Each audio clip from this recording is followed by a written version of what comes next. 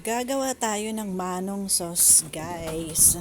Magluluto tayo ng fishball. Ayan, meron tayong 2 cups of water. Lagyan natin ng 2 tablespoon na soy sauce.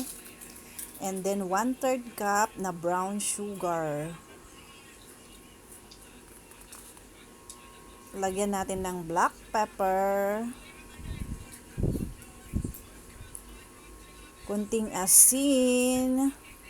2 tablespoon na cornstarch.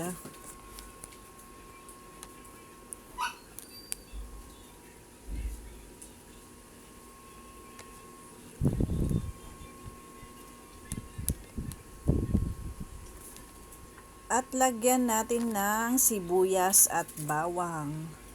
Haluin lang natin itong mabuti hanggang sa matunaw ang cornstarch. Pagkatapos naman ay iluto na natin ito sa medium high lang. Haluin lang natin itong mabuti.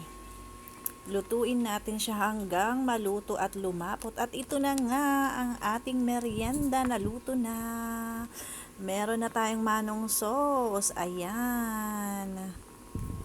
Magmerienda na tayo, guys.